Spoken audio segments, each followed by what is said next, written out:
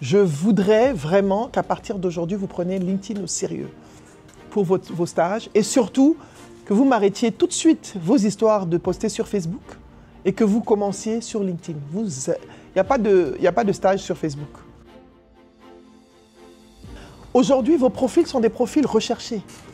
Mais on ne sait pas forcément vous trouver. Mais si vous êtes sur LinkedIn et que vous postez, qu'on sait ce que vous faites, on va vous trouver. Dans la vie, on ne réinvente pas la roue. Tu vas voir des gens qui sont comme toi et tu vas regarder. Vous allez sur LinkedIn, c'est pour ça que je vous donne du temps pour que vous puissiez aller voir. Moi, ce que je veux, c'est des gens qui trouvent leur solution. Ce n'est pas des gens qui... Vous êtes des adultes, vous devez poser...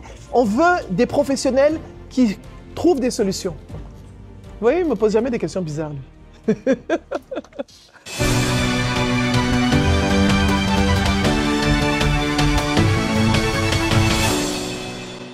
Et ces sujets, il ne faut pas que ce soit que des sujets techniques. Il faut qu'il y ait un sujet qui soit plus humain, qui soit plus lié, par exemple, à vos passions. Ça peut être les mangas. Les mangas peuvent être un sujet important. Tu peux très bien connecter avec un dirigeant d'entreprise qui est passionné de manga, qui va te recruter, pas seulement parce que tu es un bon informaticien, parce que, ah, tiens, moi j'aime les mangas, lui il aime les mangas. Ça peut marcher, ça peut matcher. Ou alors, vous avez un engagement sociétal. Vous êtes engagé au sein d'une association. Qui a des engagements au sein d'une association ici ? Voilà, c'est important, ça fait partie. Pourquoi le fait d'être engagé dans des associations, de participer à des actions associatives, qui est engagé dans des actions religieuses, dans des églises ou autres, ou des mosquées, personne, ça fait partie des associations. L'église, la mosquée, tout ça, ce sont des associations. Donc c'est important de partager des fois, aujourd'hui, au niveau de l'église ou de la mosquée, je ne sais pas, nous avons partagé... Nous avons fait des dons, nous avons récolté de l'argent pour l'école, pour les défavorisés. Tout ça, ça fait partie de votre histoire. Le personal branding, ce n'est pas que professionnel, c'est multidimensionnel. Ça inclut et vos compétences professionnelles, techniques, etc., et vos compétences, vos soft skills, mais aussi vos actions humanitaires et vos passions, ce qui vous passionne dans la vie. C'est important que les gens sachent quelles sont les choses qui vous passionnent. Parce qu'on regarde, on différencie deux profils en fonction des passions qui animent ce profil. D'accord ? Donc, ne dites pas, c'est pas un CV, hein, personal branding. C'est pas pareil qu'un CV. Dans le CV, c'est très technique, professionnel, mais même dans le CV, en bas, on met hobby. Et on va aller sur la rédaction de CV plus tard. Ensuite, quels sont les messages que vous allez partager ? Il faut définir les messages que vous allez partager en fonction de votre audience qui sera définie. Votre audience aujourd'hui, ce sont soit des DSI, c'est des DSI, oui ou non? Essentiellement. DSI ou dirigeants d'entreprise ou entrepreneurs qui veulent peut-être vous prendre en freelance, en stage freelance, mais il faut qu'ils vous payent sur un projet de stage, voilà. Mais ok, non, mais vous allez quand même payer, il me faut mon transport, il me faut au moins un petit quelque chose. D'accord ? Donc, votre cible, elle doit être sensible à votre message. Vos messages, c'est pas, oui, je suis sorti avec mes amis lundi, ça, on ne dit pas ça sur LinkedIn. LinkedIn est un réseau professionnel, ce n'est pas Facebook. Aujourd'hui, si vous voulez développer votre réseau professionnel, je voudrais vraiment qu'à partir d'aujourd'hui, vous preniez LinkedIn au sérieux pour vos stages et surtout que vous m'arrêtiez tout de suite vos histoires de poster sur Facebook et que vous commenciez sur LinkedIn. Il n'y a pas de stage sur Facebook. Oui ou non? Là-bas, c'est l'Egbere. L'Egbere, le PA, ce n'est plus le moment. Maintenant, c'est le moment des opportunités professionnelles. D'accord? Donc, positionnez-vous avec vos messages. Quels sont les messages que vous allez écrire sur LinkedIn? Quels sont les sujets que vous allez choisir? Bien sûr, les messages vont émaner des sujets qui seront choisis en fonction des cibles, des personnes que vous ciblez. Vous allez aussi vous permettre d'inviter ceux qui m'ont invité sur LinkedIn. Voilà, ça c'est les gens intelligents. Il ne faut pas hésiter à m'inviter sur LinkedIn, à connecter. C'est vrai que je suis un peu, mais au moins suivez-moi. Suivez et connectez avec des DSI, des dirigeants d'entreprise. N'ayez pas peur. C'est des humains. Oh. Ils sont comme vous. Ce sont des personnes qui ont été jeunes, qui ont fait des stages, qui ont fait des carrières. Ils sont pas, c'est pas des demi-dieux. Il faut arrêter de déifier les gens et de les... D'accord, ce sont des personnes, c'est des gens très humains. Si vos messages les sensibilisent, vous regardez, ah tiens, des jeunes qui font ça, Aujourd'hui, vos profils sont des profils recherchés. Mais on ne sait pas forcément où vous trouver. Mais si vous êtes sur LinkedIn et que vous postez, qu'on sait ce que vous faites, on va vous trouver. Et si vous connectez avec des DSI, des dirigeants d'entreprise, des DRH aussi, n'oubliez pas les DRH, connectez. Écrivez-leur, connectez et entretenez des relations. Pas d'amitié, ce n'est pas vos amis, mais des relations, des bonnes relations, d'acquaintance. Je vais parler français aujourd'hui, comme j'ai décidé de vous parler français aujourd'hui.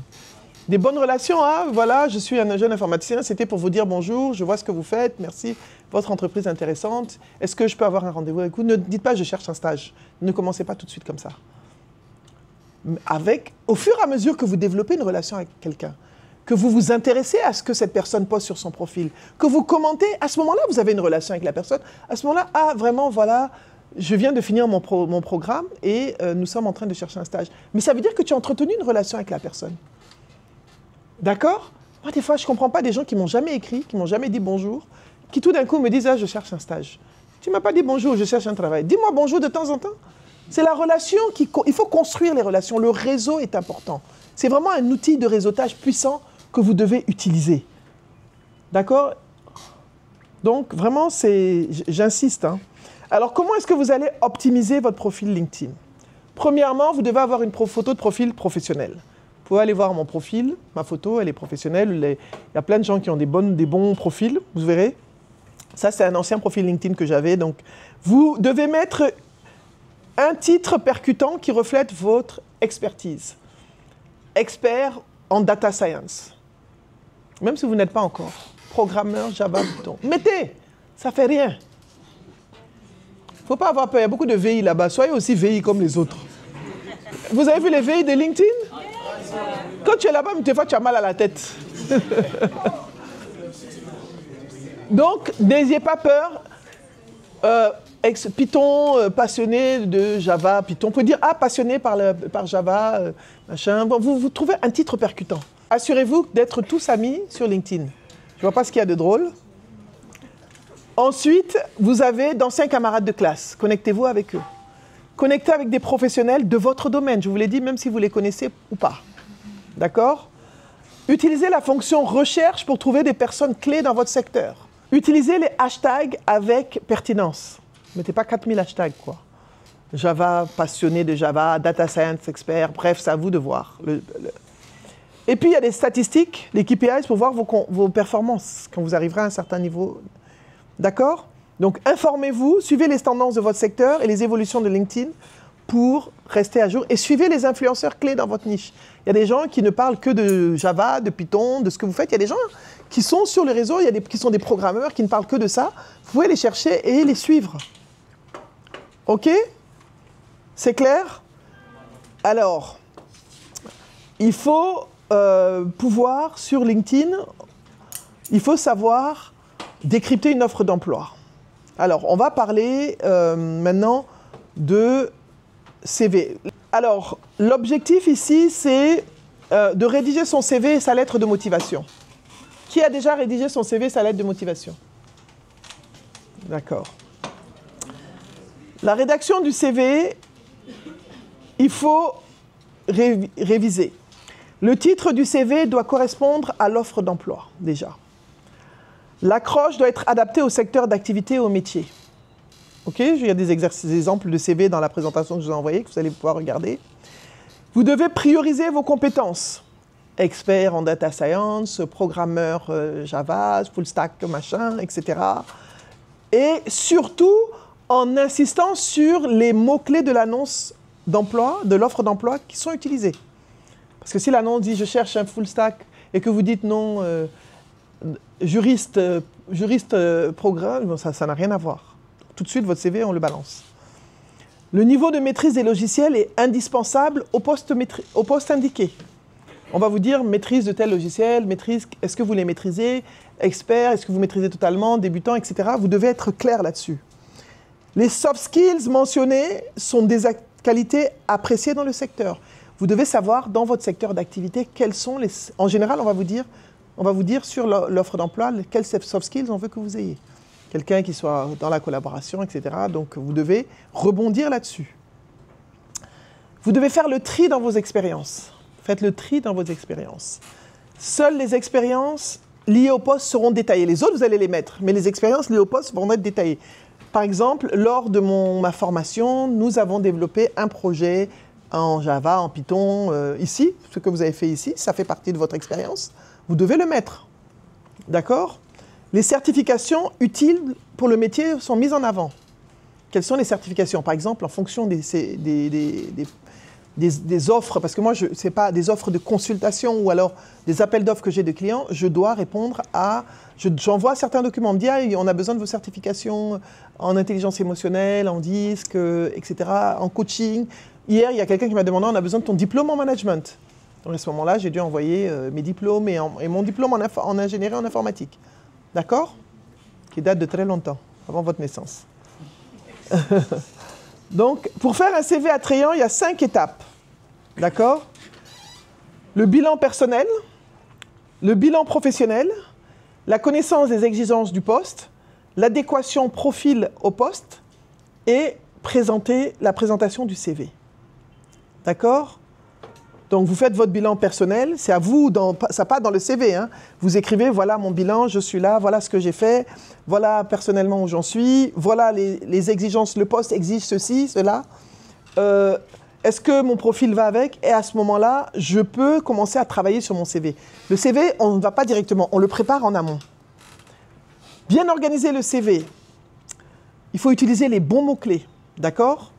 Limiter le nombre de pages. Un CV, ce n'est pas un livre. Maximum 2 pages à votre niveau. Maximum.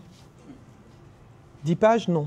Il y a des CV qu'on nous demande, nous les professionnels, c'est EU, format, mais ça c'est pour la consultation, etc. À ce moment-là, c'est 10 pages. Mais on me le demande. Il faut soigner la forme. N'allez pas chercher votre photo bizarre là. Il faut personnaliser le contenu, c'est votre CV. D'accord? La structure idéale d'un CV. Le CV, c'est qui je suis, qu'est-ce que je veux et qu'est-ce qu'on doit retenir. Quelles sont mes formations et mon expérience professionnelle. Puisque vous êtes plus d'abord vos formations, vos expériences et vos autres expériences et quels sont vos hard skills et vos soft skills. Il y a différents types de CV. Il y a le CV chronologique, le CV par compétences. Chronologique, c'est voilà ce que j'ai fait au fur et à mesure, en ordre inverse. J'ai commencé par ça, la dernière chose que j'ai faite, c'est ça, jusqu'à ce que j'ai commencé au début. C'est du plus proche au plus ancien. D'accord? C'est le CV qu'on voit et c'est ce que les employeurs préfèrent en général. Parce qu'ils voient tout de suite où est-ce que vous étiez, qu'est-ce que vous avez fait. Le CV par compétences, c'est pour les gens qui ont des lacunes dans leur parcours professionnel. Ou qui changent de carrière. Vous êtes informaticien pendant quelques années et puis à un moment, vous voulez... J'ai rencontré un gars, j'étais à une réunion de RH là vendredi, de la Côte d'Ivoire, Réseau Ivoirien des ressources humaines, la gestion des RIGRH. Et il y a un jeune, il me dit, ah moi je suis informaticien, mais maintenant je suis devenu RH. J'ai un ami d'ailleurs, c'est un ami à moi, Touré. Il m'a dit, tu sais, je suis maintenant RH. Je lui ai dit, ah ok, tu es passé d'informaticien à RH. Il dit oui. Parce que les informaticiens experts en paie, etc. Et puis après, tu te formes, peut-être que vous allez pas forcément rester tout le temps dans ce métier-là. Ça peut être le début, mais peut-être vous allez évoluer vers d'autres carrières, vous allez vous former, voilà, etc., etc. Et dans l'informatique aussi, il y a beaucoup de branches. Vous pouvez devenir un commercial dans votre secteur, etc. D'accord? Et vous avez un CV mixte, où on mélange les compétences et le chronologique. Il y a des détails sur votre compétence, détails sur vos antécédents de travail chronologiquement inversés. Donc ça, c'est pour les débutants. Ça, c'est bon pour vous qui venez de commencer. Vous allez mettre en avant vos compétences et la chronologie, puisque vous n'avez pas tous ces postes-là. Vous voyez, comme vous venez de commencer, c'est bon pour les débutants. On met toujours sa date de naissance sur un CV. Hein. En général, on met soit son âge, soit sa date de naissance. Parce que quand on dit des jeunes de 18 à 40 ans, et puis bon, tu mets pas ton âge, tu as 60 ans, c'est un peu... Ça dépend de... Voilà. On met en général son âge ou sa date de naissance, ou surtout pour vous, quoi. Les plus jeunes en général. Oui, vas-y. Donc vous avez plusieurs exemples de CV ici, que je vous ai mis. J'ai une qui est une étudiante, Jade Durand, il y a plusieurs... Donc voilà. Donc il y a ensuite la lettre de motivation. La lettre de motivation, alors ce que je vais faire, c'est qu'il y a une lettre de motivation pour les stages et une lettre de motivation pour le premier emploi. Donc vous allez faire une lettre de motivation pour le stage. Vous allez mettre le nom, prénom, le nom de l'interlocuteur. Je vous ai mis tous ces exemples-là. Et voilà, vous allez faire une lettre de motivation en groupe. Vous allez choisir une annonce. Alors, la première chose qu'on va faire, là, tout de suite, je vais vous demander de travailler sur votre LinkedIn, juste pas tout le LinkedIn, hein, mais juste sur la bannière, choisissez une belle photo. Vous avez des applications. Aujourd'hui, personne ne peut dire que pas. Avec l'intelligence artificielle, vous pouvez, avec un bon prompt, vous sortir une bonne photo. Download votre photo, vous savez faire ça, n'est-ce pas? Voilà, vous downloadez votre photo, vous vous dites, voilà, je voudrais une belle photo pour mon LinkedIn, qui fasse professionnel, machin, blablabla. Vous mettez votre prompt, vous me sortez la photo. Même la bannière, ça peut vous le sortir. Donc, vous avez cet atelier. Ensuite, premier atelier LinkedIn profil, d'accord? Avec le titre que vous allez donner et vous pouvez rédiger une petite bio courte, d'accord? Ça, c'est individuel.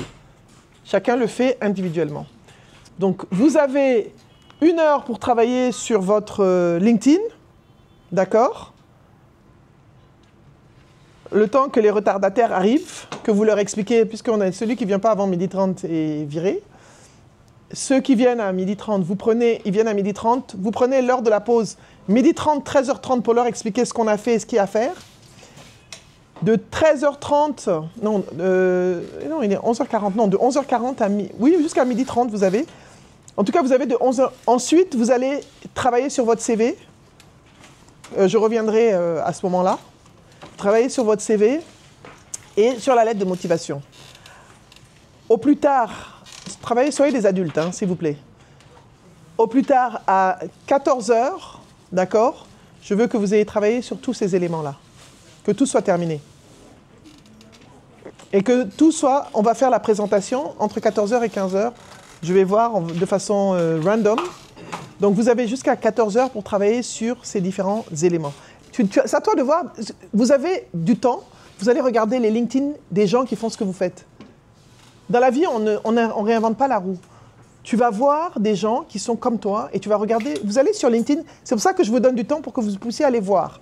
C'est à vous aussi de faire des recherches, d'utiliser votre pensée critique, votre esprit de résolution de problèmes et de trouver vos solutions. D'accord? Je ne veux pas de choses générées artificiellement. Je veux des choses où vous utilisez vos cerveaux. De toute façon, même si c'est généré artificiellement, vous êtes obligé d'utiliser vos cerveaux parce que je vous ai donné toutes les structures dans le document que vous avez. D'accord? Vous prendrez une pause, pas très longue, parce que vous n'êtes pas nombreux. Vous prendrez une pause comme vous voudrez, mais moi, à 14h, je viens ici. Je veux que personne me dise qu'il n'a pas fini. Je serai là de toute façon bien avant. Je veux que personne me dise qu'il n'a pas fini. Je veux que personne me dise, soit en train de se balader dans les couloirs. Je veux que personne me dise que 14h pile, on commence les présentations. Ce n'est pas tout le monde qui va présenter, je vais choisir des personnes au hasard. Et puis, je vais circuler pour voir tous les LinkedIn de tout le monde, par contre. D'accord? Mais pour le CV, la lettre de motivation, vous faites des groupes et vous faites des lettres de motivation ensemble. Vous choisissez un poste, le CV d'un d'entre vous, et vous faites 6 groupes, d'accord? Pour la lettre de motivation. 5 groupes, je pense que ça suffit pour la lettre de motivation. Et mais la lettre de motivation, je veux qu'elle soit tapée. Vous l'envoyez dans les groupes WhatsApp. Moi, ce que je veux, c'est des gens qui trouvent leur solution. Ce n'est pas des gens qui... Vous êtes des adultes, vous devez poser... On veut des professionnels qui trouvent des solutions. On veut des professionnels qui aient un certain niveau de pensée critique. On veut des professionnels qui se disent, OK, c'est pour ça que la créativité, c'est important, comme compétence comportementale, comme soft skill, parce que le créatif, il va trouver ses solutions. Vous voyez, il ne me pose jamais des questions bizarres, lui. Monsieur Manga. Non, je vous taquine. OK? OK, parti, set, go, LinkedIn. Mieux présenter, il n'y a pas de date, ça, c'est pas une lettre. Donc, une lettre, Madame, Monsieur, je souhaite vous proposer ma candidature, digitaliser, mais je ne sais même pas qui ça... Plus de 3, j'ai travaillé sur des... La lettre en soi n'est pas mauvaise, mais la façon dont elle est présentée, bon, c'est pas une lettre. D'accord? Candidature spontanée, développeur. Qui veut travailler à Legafrique? Quelqu'un est intéressé par Legafrique ici? Haha, tu es mort. Tu as intérêt à être sympa avec moi. Ok, donc on va aller sur la deuxième lettre qui est très bien présentée, mais qui est trop fantaisiste. Par contre, là, c'est trop. Avec du bleu en haut, du bleu en bas. Vous n'êtes pas dans un concours de graphisme. C'est vraiment un courrier que vous écrivez essayez de faire le plus simple possible, d'accord? Et quand vous écrivez, écrivez le nom de l'entreprise, hein, d'accord? J'ai acquis une bonne maîtrise de l'HTML de framework. J'ai également travaillé sur des projets pratiques qui m'ont permis. Là. Motivé, curieux et désireux d'apprendre, je suis convaincu de pouvoir contribuer efficacement à vos projets et de m'épanouir dans un environnement stimulant comme le vôtre. Je serais ravi de vous rencontrer lors de afin de vous enseigner mes compétences. Je ne sais pas si on dit ça. Je ne sais pas si... Je suis à votre disposition, plutôt, hein, pour vous rencontrer, ou alors je reste en attente d'un rendez-vous afin de pouvoir échanger avec vous. Mais ouais, je serais ravi de vous rencontrer. Donc, tout le bleu là, les blue là, il faut me libérer de ça. Ça, c'est quel groupe? Daniel Osangra? Oui, les artistes là. Enlevez-moi le bleu, d'accord? Vous voyez bien comment on présente une lettre de motivation. Vous mettez votre nom, prénom, adresse en haut à gauche. Vous mettez le nom de la société avec l'adresse de la société. Ensuite, vous avez monsieur le directeur général ou monsieur le directeur des ressources humaines, etc. Ou alors, vous mettez le nom du DG. De toute façon, le département qui doit avoir le courrier aura le courrier. D'accord? Alors, voilà. Ça, pour le moment, c'est la lettre la mieux présentée, sauf que il n'y a pas de... L'adresse de Flourish Health n'est pas là.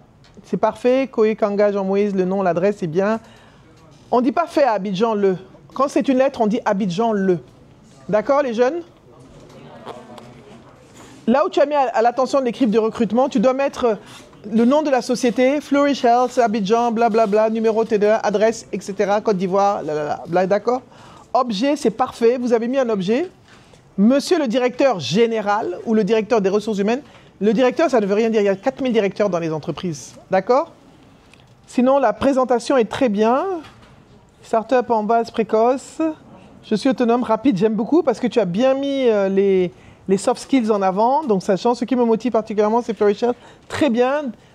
En ligne avec la vision de l'entreprise. Très, très, très belle lettre. On ne dit pas disponible immédiatement. On dit je suis disponible. C'est une lettre. Ce n'est pas, vous ne parlez pas, vous n'écrivez pas comme vous parlez. Donc, je suis disponible. OK, pour un échange sur ma contribution. Pas à votre protocole, je ne dirais pas à votre protocole, à votre entreprise ou à votre département informatique. Ok, donc vous faites des recherches, quand vous cherchez du travail, faites des recherches pour savoir qui sont les directeurs. Il y a Google, c'est l'ami de tout le monde, comme dirait ma petite sœur Edith Brou. Google est votre ami. Flourish Health, qui est le directeur général, vous mettez le nom et le prénom du directeur général. D'accord? Ça montre que vous avez fait des recherches sur l'entreprise. On va revenir demain dessus quand on va travailler sur les entretiens. Oui, vas-y. Madame, excusez-moi. Non, vas-y. Est-ce qu'ils lisent? Oui, en fait, ils font un tri. Ils regardent d'abord les bons CV, les CV qui sont bien présentés, les CV où les personnes mettent clairement les choses qu'ils vont proposer. Et à ce moment-là, ils vont... Aujourd'hui, il y a des outils digitaux qui trient les CV. Donc, il faut que vous soyez conscient que ce n'est plus forcément du tri humain qui se fait. D'accord? Donc, il y a des fois des outils digitaux qui existent, et vous le savez mieux que moi, qui font le tri. Donc, faites vos recherches, voyez qu'est-ce que ces outils-là, en général, rejettent dans les CV, qu'est-ce qu'ils acceptent, etc. Sinon, les gens lisent. D'accord? Bien sûr, si tu ouvres et puis tu vois 4 fautes d'orthographe au bout de la première ligne, la deuxième, bon, même si le gars, c'est le plus grand ingénieur du monde, Joe, tu ne lis plus, hein? Quand tu vois que la présentation est un peu bâclée aussi, tu te dis, bon, voilà, quoi. Il y avait combien de groupes? 1, 2, 3, là j'ai 3. J'ai 4, 5, ok. Il y a une lettre que je ne pourrais pas ouvrir parce qu'elle est dans un format que je ne peux pas ouvrir, ODT. Quasi aussi bien présenté, sauf que tu n'as pas écrit le nom, l'adresse de la société. Avec beaucoup d'enthousiasme que je vous propose ma candidature pour le poste de développeur junior. Passionné par l'univers du développement logiciel, j'ai acquis des bases en développement. Ne dites pas j'ai acquis de bonnes bases. Dites je suis, vous êtes déjà, arrêtez de dire vous avez les bases, vous savez développer. Ne doutez pas de vous quand vous écrivez, ne parlez pas de vous en vous diminuant. D'accord? Vous n'avez plus acquis de bonnes bases. Vous développez déjà. D'accord? En analyse de données, pas j'ai acquis. J'ai les compétences, je développe, je suis développeur en nanana. Voilà.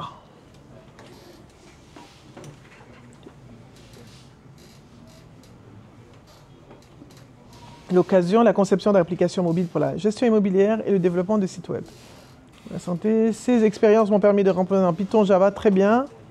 En tant que stagiaire développeur chez Concept Labo, j'ai travaillé très bien, me familiarisant avec des outils. Rejoindre votre équipe serait une opportunité pour moi d'apprendre et d'évoluer au sein d'un environnement stimulant. J'aurais aimé, ce que j'ai beaucoup aimé dans une des lettres, c'était la personne qui parlait des valeurs de l'entreprise, la vision. Donc, mettez un petit truc dans la lettre qui fait plaisir aux... L'intelligence artificielle, c'est un plus. Même si ce n'est pas un diplôme que vous avez, mais vous savez comment prompter. Le prompter, c'est la compétence du futur. Donc, j'ai vu personne mettre ça. Personne n'a mis ça sur son CV. Vous devez mettre que vous savez utiliser, oui, Gemini, je ne sais pas, blablabla, prompter que... Et parce qu'aujourd'hui, dans tous les métiers, on doit savoir utiliser l'intelligence artificielle. Ça devient une compétence, c'est comme utiliser l'ordinateur. Je suis désolé, si tu ne sais pas le faire, tu es mort. Ta vie est terminée. Ta vie professionnelle. C'est comme les soft skills. Tu n'as pas de soft skills, et personne, aucun d'entre vous ne l'a mis sur aucun de vos CV. Donc c'est quelque chose qui manque. Oui, vas-y, tu voulais me dire quelque chose, Mr. Data Science. Au niveau du prompt, là, c'est vrai, c'est la compétence du futur, mais quand on essaie de prompter, on dit que c'est pas bon quand on ne fera pas ça, il faut mettre en avant ces compétences humaines, en fait. Il faut mettre... le prompting, ça fait partie des skills maintenant. Voilà, c'est important de le dire. La différence entre... Ils vont voir le CV de celui qui a écrit et puis le CV de celui qui n'a pas écrit. Le fait que les gens ne comprennent même pas ce que c'est l'intelligence artificielle, ils vont recruter celui qui a écrit intelligence artificielle juste parce que c'est le truc à la mode. Je suis désolé, il faut qu'on dise la vérité. Il va dire, ah, il a dit intelligence artificielle, donc il connaît quelque chose, nous-mêmes on va apprendre avec lui. Il va nous apporter quelque chose. Vous comprenez? C'est une compétence essentielle. Je disais l'autre jour à un ami, oui, j'ai une agence. Quand tu as une agence de com, tu dois savoir utiliser l'intelligence artificielle. Quand tu fais de la formation comme moi, tu dois savoir utiliser l'intelligence artificielle. Je peux plus, je gagne un temps fou à faire des choses. Je me fatigue même plus. Pourquoi je vais me fatiguer? L'outil est là. Tout le monde sait que tout le monde utilise l'outil. On ne va pas se mentir. On ne va pas jouer au génie. Il faut qu'on arrête de jouer au génie que non, nous, on n'utilise pas. Les photographes aujourd'hui, les photographes intelligents utilisent l'intelligence artificielle. Oui ou non? Alors bonjour, je m'appelle Sambaram Sifani Essim et je participe à Atos Digital Academy pour la classe Python. Et aujourd'hui, avec Madame Naboufal, nous avons appris comment faire nos CV, comment arranger nos pages LinkedIn et aussi comment faire des lettres de motivation. Auparavant, quand je postulais pour des postes sur LinkedIn, je envoyais toujours mon CV ou soit je remplissais les formulaires qu'ils donnaient et je ne faisais jamais de lettres de motivation. Et aujourd'hui, lors de cette séance, j'ai appris que c'était une bonne pratique et qu'il fallait faire des lettres de motivation personnalisées pour chaque emploi sur lequel je postulais. Donc ça, c'est quelque chose que j'ai beaucoup apprécié comme connaissance. Au sortir de cette formation, je m'engage à mieux travailler mon personal branding, faire régulièrement des publications sur LinkedIn et améliorer mon CV afin d'augmenter mon employabilité. Bonsoir à tous, je suis Bongué Marie Boudia David et aujourd'hui nous avons eu une formation avec Mme Naboufal qui a porté sur la rédaction du CV et de la lettre de motivation ainsi que le personal branding. Alors à la sortie de cette formation, je suis comment mieux peaufiner mon CV, ma lettre de motivation ainsi que mon personal branding. Et ce que je prends comme engagement personnel, c'est d'appliquer tout cela non seulement pour mon CV, ma lettre de motivation, ainsi que sur LinkedIn. Je m'engage à poster régulièrement et aussi à m'améliorer de façon continue, tout comme Mme Naboufal nous l'a prescrit. Et tout ce que je peux dire, c'est que cette formation était vraiment top. Je remercie encore Mme Naboufal pour les formations qu'elle nous dispense et je dis encore merci à NFA, Naboufal Academy. Je vous remercie.